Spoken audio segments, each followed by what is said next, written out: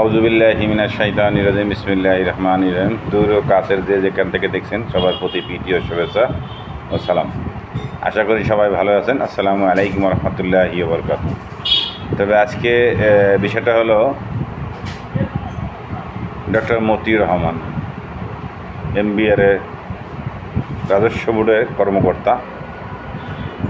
তার ছেলে 12 লক্ষ টাকা এবং 75-78 লক্ষ টাকার গরু কিনে ছাগল কাণ্ড, এবং তার সহধর্মিণী লাইলা কানিজ। এই লাইলা কানিজের কিছু কিছু নিউজ দেখলাম। লাইলা কানিজের নাটক সাজার নাটক হওয়ার কারণেই এই ডক্টর মতিউর রহমান তার ছেলেকে অস্বীকার করতেন। তবে এটা নিঃসন্দেহে কিয়ামতের একটি আলামত বলা যাবে। কেননা বড় বড় হুজুর শাইখ যারা আছেন তারা বলছেন যে কিয়ামতের এমন একটা সময় আসবে যে ছেলে বাবাকে চিনবে না, বাবা ছেলেকে চিনবে না। তার কিছুটা উদাহরণ এই ডক্টর মতিউর রহমান দিলেন। এক ছাগল কাণ্ড নিয়ে তার ছেলেকে তিনি অস্বীকার করতেছেন। আর যখনই অস্বীকার করলেন, অস্বীকার করার মুহূর্তেই আরও মানুষ বেশি করে ভিডিও দেওয়া শুরু করে দিল। আর সেখান থেকে শেষ পর্যন্ত রক্ষাটা হয় নাই। আর এভাবে বাপ ছেলেকে অস্বীকার করলে যে প্রথম জীবনে দেখলাম, কিয়ামতের আগে প্রথম। হয়তো কিয়ামত আমরা দেখব কি দেখব না সেটা জানি না, সেটা আল্লাহ রাব্বুল আলামিন ভালো জানেন। তবে এই লাইলা কানিজ উনি ঢাকাতে একটি কলেজে চাকরিরত ছিলেন। সেখান থেকে যায় উনি রাজনীতির ছাত্রের স্থানে উনি উপজেলা চেয়ারম্যান হয়েছেন। আর একটা উপজেলা চেয়ারম্যান হয়ে এই বিলাসবহল বাড়ি, বিলাসবহল অট্টালিকা, বিলাসবহল রেস্টুরেন্ট, বিভিন্ন পার্ক, এত এত জমিন। এরা কথা আছে বাংলায় যে খেতে দেয় বেড়া, আর বেড়াই যদি খেত খায় তাহলে কিন্তু ও খ্যাত কিন্তু শেষ পর্যন্ত রক্ষা হয় না। তো লাইলা কানিজের ব্যাপারে এরকমটাই হয়েছে।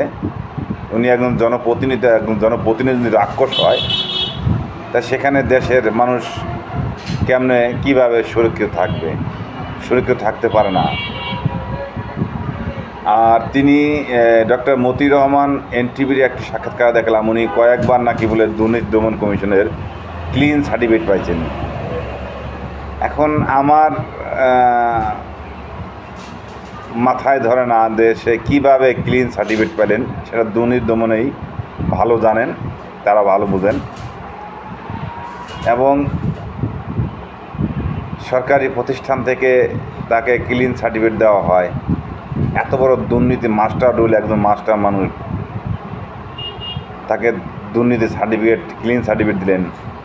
এই দুর্নীতি ক্লিন সার্টিফিকেট আরও আমাদের সমাজে আরও কিছু লোক আসলো, যেমন উদাহরণস্বরূপ বললেই না হয়, যেমন ওই যে দেখা গেছে যে মিল্টন সমাদদার, তারে কিন্তু অনেকেই বিভিন্ন রাষ্ট্রীয় বা বিভিন্ন সমাজের প্রতিনিধিরা কিন্তু তাকে বিভিন্ন সম্মান সার্টিফিকেট দিয়েছিলেন। তাও সে নাকি দুর্নীতি করছেন, শেষ পর্যন্ত জেলে যাইতে হয়েছেন। তো এরকম উদাহরণ যদি দেই, বহুত উদাহরণ দেওয়া যাবে, উদাহরণের শেষ নাই। তবে আমরা ডক্টর মতিউর রহমান এবং তার সহধর্মী ছেলে সহকার নাকি কিছু কিছু মিডিয়ায় দেখলাম সে ওই বাংলাদেশের বর্ডার দিয়ে ইন্ডিয়া পলায় গেছেন, আর তার ছেলে নাকি বলে মালয়েশিয়া গেছেন, মাথা নাইরা কইরা। তো এই ছবিও দেখলাম কিছু কিছু মিডিয়ায়। এখন তারা ভালো জানেন মিডিয়া কোথা থেকে তারা বাই করতেন, সেটা তারাই ভালো জানেন। তবে আমি একটু অনুরোধ করব, সেটা হলো প্রশাসনের পক্ষে যারা আছেন বা দুর্নীতি দমন কমিশন যারা আছেন, যারা এগুলো তদন্ত করেন, তারা যেন ভালো করে একটু তদন্ত করে ওনার ব্যাপারে ক্লিন সার্টিফিকেট দেন। উনি কি আসলে দুর্নীতি ক্লিন মাস্টার, না আসলে উনি ক্লিন, বা উনি ওনার অবৈধ সম্পদ নাই, সেটা যেন ওনারা ভালো করে সার্টিফিকেটটা দেন। নাহলে কিন্তু এই দুর্নীতি দমন কমিশনের উপরে মানুষের কিন্তু বারবার আঙুল তুলতে কিন্তু সময় নেবে না। আর যদি সে এখনও, আমি বলবো না সে দোষী বা দোষী না, সে যদি দোষী হয় তদন্তের মাধ্যমে, তাহলে তাকে ওই চাকরি ওএসডি করলে হবে না, সেখান থেকে তারা আইনের মুখোমুখি তাকে সাজা বহন করতে হবে। আর জনগণের টাকা যদি সে মেরে খেয়ে থাকে, সে টাকা রাষ্ট্রীয় সরকারের কোষাগারে জমা করতে হবে। এই বেগমপাড়া আমার মনে হয় যে, এখন বলতে বাধ্য হচ্ছি যে বেগমপাড়া মনে হয় এই এরাই, যারা এই বিশেষ করে এইভাবে দুর্নীতি করে, তারাই কিন্তু এই বেগমপাড়া বানায়। আর বেগমপাড়া তাদের জন্য, তারা বেগমরা থাকবে ওই কানাডায় বেগমপাড়ায়, আর পুরুষ মানুষ থাকবে বাংলাদেশে।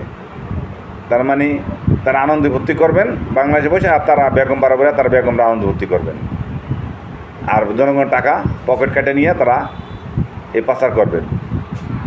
তবে আমি এদিকে আমি প্রশাসনের পক্ষে যারা আছেন তাদেরকে বিনীতভাবে অনুরোধ করব, স্বরাষ্ট্র মন্ত্রণালয়, আইন মন্ত্রণালয় এবং দুর্নীতি দমন কমিশন যারা আছেন, তারা যেন তাকে ভালো করে পরীক্ষা নিরীক্ষা করে তাকে যেন ক্লিন সার্টিফিকেট দেওয়া হয়।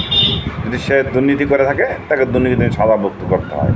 আর যদি দুর্নীতি করে না থাকে, তাকে যেন ক্লিন সার্টিফিকেট দেওয়া হয়। তবে 3বার দিয়েছেন ক্লিন সার্টিফিকেট, তার কথার ভাষ্য অনুযায়ী হয়তো বা এবারও তিনি এই ক্লিন সার্টিফিকেট পেয়ে যাবেন। কারণ 3বার যেহেতু পাইছে, তার ক্ষমতা অনেক বড়, হয়তো বা তিনি এবারও পেয়ে যেতে পারেন। এখন দেখা যাক আমাদের সরকারের যারা প্রতিষ্ঠানে বসে আছেন তাদের দায়িত্ব, তারা কী সার্টিফিকেট দিবেন। আর যদি, আমি বলবো না সে অন্যায় বা নির্দোষ, যদি প্রমাণিত হয় সে সাজা ভোগ করতে হবে। কাকে? চাকরি ওএসডি করলে হবে না আমার মতে। কারণ চাকরি ওএসডি এটা সাজা না, সে মস্ত বড় অন্যায় করছেন। যদি দুর্নীতি করে থাকেন, তাহলে তাকে দুর্নীতির যে নিয়ম আছে সে নিয়ম মাফিকে তাকে সাজা বহন করতে হবে। তবে এটাই আজকের মতো। আল্লাহ হাফেজ। আসসালামু আলাইকুম রহমতুল্লাহি ওয়া বারাকাতুহু।